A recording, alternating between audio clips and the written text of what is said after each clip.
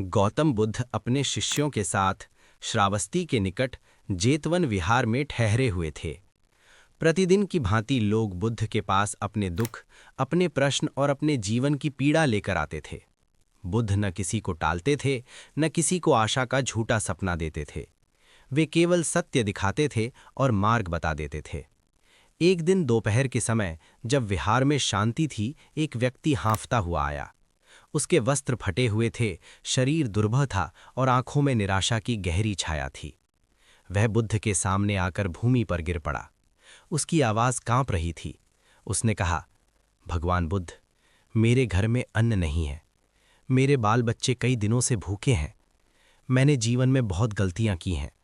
मैंने कई बार सट्टा खेला, जल्दी अमीर बनने का सपना देखा, पर हर बार हार ही हाथ लगी। अब न धन बचा है, न सम्मान, न जीने की शक्ति। यह कहते कहते वह रो पड़ा, पूरा शरीर जमीन से लगा दिया और बोला, यदि आप करुणा ना करेंगे तो मेरा परिवार नष्ट हो जाएगा। शिष्यों ने यह दृश्य देखा। कुछ के मन में विचार आया, ये व्यक्ति अपने कर्मों का फल ही भोग रहा है। पर गौतम बुद्ध ने उसे करुणा से देखा। बुद्ध की आंखों में न दया का दिखावा था, न क्रोध, केवल गहरी समझ थी। बुद्ध ने शांत स्वर में कहा, उठो। वह व्यक्ति धीरे धीरे उठा, पर सिर झुका रहा। बुद्ध बोले, तुम्हारा दुख निर्धनता नहीं है। तुम्हारा दुख ये है कि तुम श्रम से नहीं, शॉर्टकट से सुख चाहते थे। जो व्यक्ति बिना परिश्रम फल चाहता है, वह पहले धन खोता है, फिर विवेक। वह व्यक्ति मौन खड़ा रहा। बुद्ध ने आगे कहा, सट्टा छोड़ो। आज से ईमानदारी से श्रम करो। जो सामने अवसर मिले उसी में संतोष रखो। यदि तुम ऐसा करोगे तो जीवन बदलेगा। उस व्यक्ति ने कांपते हुए कहा, भगवान, क्या सच में मेरा जीवन बदल सकता है? बुद्ध ने उत्तर दिया, जीवन बदलता नहीं है, मन बदलता है और जीवन अपने आप बदल जाता है। उस व्यक्ति ने बुद्ध के चरणों में प्रणाम किया। उस दिन वह बिना धन पाए लौटा, पर मन में एक नई दृष्टि लेकर। समय बीतता गया। उस व्यक्ति ने सच में सट्टा छोड़ दिया। छोटा सा व्यापार शुरू किया। लाभ कम था, पर श्रम सच्चा था। धीरे धीरे व्यापार बढ़ा। लोगों का विश्वास जुड़ता गया। वर्ष बीत गए। अब वही व्यक्ति नगर का बड़ा व्यापारी बन चुका था। घर, धन, प्रतिष्ठा सब कुछ था, पर उसके भीतर कुछ और भी बढ़ रहा था, अहंकार। एक दिन गौतम बुद्ध को उस व्यक्ति की स्मृति आई। गौतम बुद्ध ने अपने एक शिष्य से कहा, भिक्षु, वह व्यक्ति जिसे मैंने कभी मार्ग दिखाया था, अब कैसा जीवन जी रहा है, जाकर देख आओ। शिष्य आज्ञा पाकर चला गया। जब वह उस व्यापारी के द्वार पर पहुंचा तो द्वार भव्य था, पर मनुष्य विनम्र नहीं। शिष्य ने बुद्ध का नाम लिया, पर व्यापारी ने उदासीनता से उत्तर दिया। उसकी आंखों में न कृतज्ञता थी, न स्मरण, मानो वह भूल चुका था कि उसका परिवर्तन कहाँ से शुरू हुआ था। शिष्य ने सब देख लिया और मौन होकर लौट आया। विहार पहुंचकर उसने पूरा वृत्तांत गौतम बुद्ध को सुना दिया। बुद्ध ने ध्यान से सब सुना, फिर केवल इतना कहा, अच्छा, और मौन हो गए। ये मौन ही सबसे बड़ा उपदेश था। गौतम बुद्ध जेतवन विहार में मौन बैठे थे। शिष्य उनके समीप थे, पर आज उस मौन में सामान्य शांति नहीं थी। ये वो मौन था जो भीतर तक देखता है, जो शब्द नहीं बोलता पर सत्य को उजागर कर देता है। जिस शिष्य को बुद्ध ने उस व्यापारी के पास भेजा था, उसका मन व्याकुल था। वो बार बार उसी दृश्य को स्मरण कर रहा था। भव्य द्वार, धन का अहंकार और बुद्ध के नाम पर उपेक्षा। कुछ समय बाद शिष्य बुद्ध के चरणों में झुक गया। उसकी आंखें नम थीं। उसने कहा, भगवान, आपने उस व्यक्ति पर करुणा की थी। आपके उपदेश से उसका जीवन बदला, फिर भी आज वो आपको भूल गया। क्या यही संसार की सच्चाई है? बुद्ध ने नेत्र खोले। उनकी दृष्टि में न आश्चर्य था न दुख, केवल गहरी करुणा। बुद्ध बोले, भिक्षु, मनुष्य दुख में गुरु को खोजता है और सुख में गुरु को भूल जाता है। शिष्य मौन हो गया। बुद्ध ने आगे कहा, जब वो निर्धन था तब उसका अहंकार टूट चुका था, और टूटा हुआ अहंकार सत्य को ग्रहण कर सकता है। पर जब धन आया तो अहंकार ने नया जन्म ले लिया। शिष्य ने पूछा, भगवान, क्या धन अहंकार को जन्म देता है? बुद्ध मुस्कुराए और बोले, न धन, न पद, न प्रतिष्ठा अहंकार का कारण नहीं है। अहंकार का कारण है कृतज्ञता का अभाव। बुद्ध कुछ क्षण रुके, फिर बोले, जो ये भूल जाता है कि वो कभी गिरा था, वही व्यक्ति सबसे अधिक गिरने योग्य हो जाता है। ये सुनकर शिष्य भीतर तक हिल गया। बुद्ध बोले, मैंने उस व्यक्ति को धन नहीं दिया था, मैंने उसे दृष्टि दी थी, पर उसने दृष्टि से धन कमाया और धन में दृष्टि खो दी। विहार में सन्नाटा छा गया। बुद्ध ने कहा, भिक्षु, जब कोई व्यक्ति ये मान लेता है कि मैं अपने बल से सफल हुआ, तब उसी क्षण वो सत्य से कट जाता है। शिष्य ने विनम्रता से पूछा, भगवान, क्या उस व्यक्ति का पतन निश्चित है?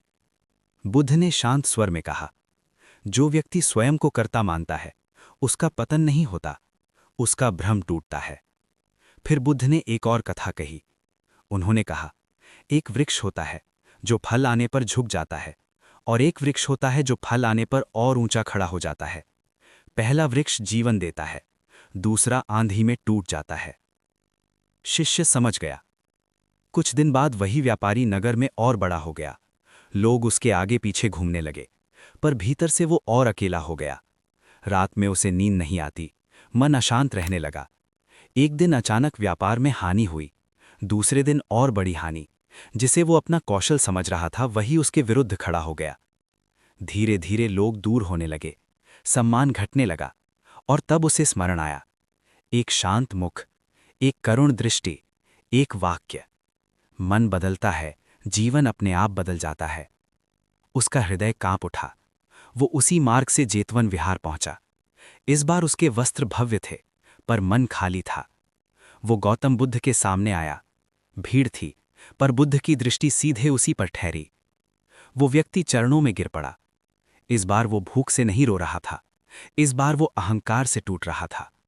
उसने कहा, भगवान, मैं सब कुछ पाकर भी खाली हूं। मैंने आपके उपदेश को आधा ही अपनाया। मैंने श्रम अपनाया, पर विनम्रता छोड़ दी। बुद्ध ने कहा, यही मनुष्य की भूल है, जो उसे उठाता है उसी को छोड़ देता है। उस व्यक्ति ने पूछा, भगवान, क्या अब भी मेरे लिए मार्ग है? बुद्ध ने उत्तर दिया, जिस दिन तुम्हें लगा कि तुम गिर गए हो, उसी दिन मार्ग खुल गया। बुद्ध ने आगे कहा, धन छोड़ना कठिन नहीं है, अहंकार छोड़ना कठिन है, पर जो अहंकार छोड़ देता है, उसे फिर कुछ छोड़ना नहीं पड़ता। वो व्यक्ति शांत हो गया। आंखों से आंसू बह रहे थे, पर मन हल्का था।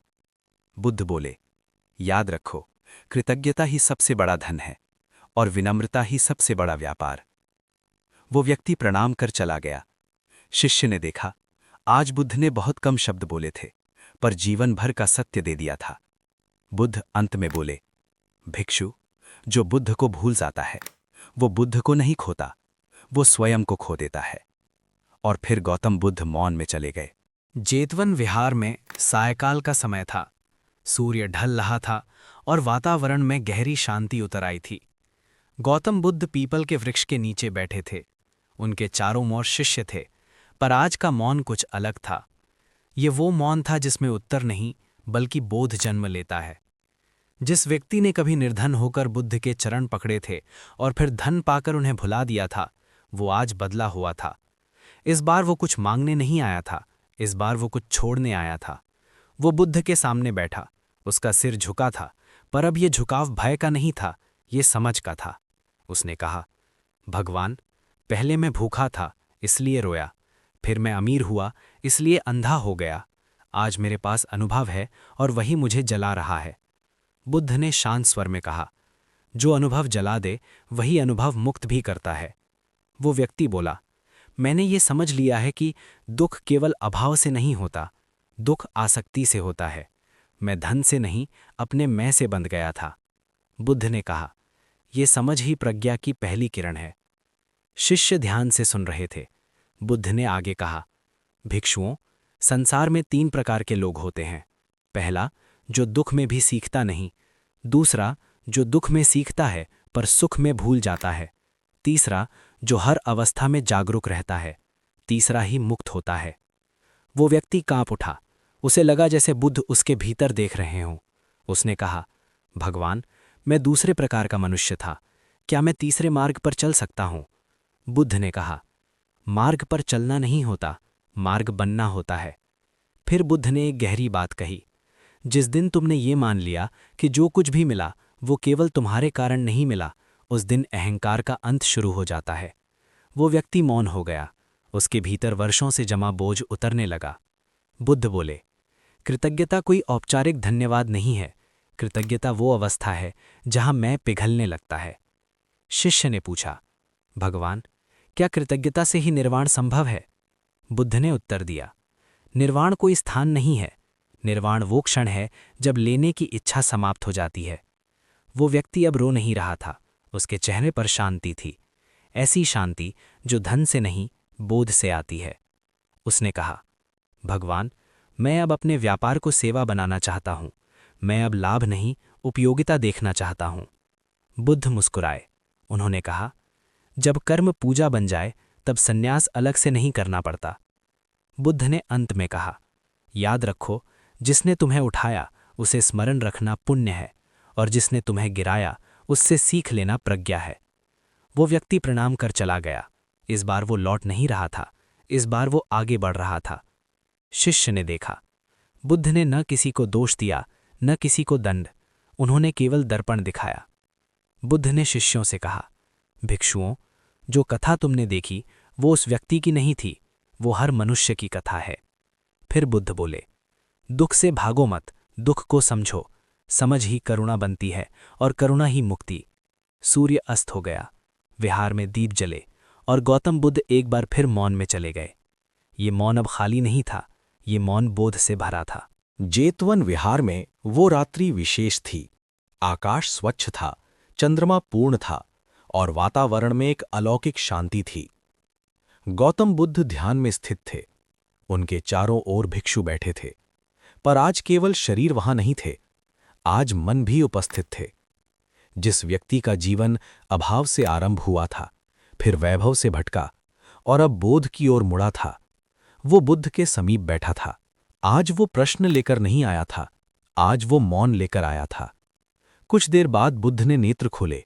उनकी दृष्टि गहरी थी, मानो वो केवल सामने बैठे लोगों को नहीं, पूरे जीवन को देख रहे हों। बुद्ध बोले, भिक्षुओं, मनुष्य का जीवन 3 भ्रमों में उलझा रहता है। पहला भ्रम कि सुख संग्रह से मिलेगा, दूसरा भ्रम कि शक्ति अधिकार से आएगी, और तीसरा भ्रम कि शांति बाहरी परिस्थितियों पर निर्भर है। विहार में गहरा सन्नाटा छा गया।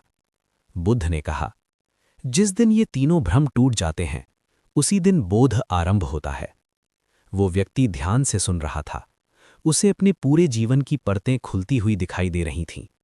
बुद्ध बोले, तुम्हारे जीवन में जो हुआ वो दंड नहीं था, वो शिक्षा थी, पर अधिकतर मनुष्य शिक्षा को दंड समझ लेते हैं। फिर बुद्ध ने उस व्यक्ति की ओर देखकर कहा, तुम निर्धन थे तो तुमने जीवन को दोष दिया, तुम समृद्ध हुए तो तुमने स्वयं को ईश्वर समझ लिया, और जब दोनों टूटे तब तुम सत्य के निकट आए। वो व्यक्ति झुक गया, उसकी आंखें बंद थीं, अब उसे कुछ सिद्ध नहीं करना था। बुद्ध ने आगे कहा, संसार में सबसे बड़ा पाप धन नहीं है, सबसे बड़ा पाप है ये भूल जाना कि धन क्षणिक है। भिक्षुओं के बीच हलचल हुई। बुद्ध ने कहा, जो धन को पकड़े रहता है वो डरता है, जो धन को बहने देता है वो मुक्त होता है। फिर बुद्ध ने करुणा से कहा, सच्चा वैराग्य त्याग में नहीं है, सच्चा वैराग्य आसक्ति के अंत में है। वो व्यक्ति बोला, भगवान, अब मैं समझ गया हूं कि मुझे कुछ छोड़ने की आवश्यकता नहीं थी, मुझे केवल पकड़े रहना छोड़ना था। बुद्ध मुस्कुराए। उन्होंने कहा, यही निर्वाण की दहलीज है।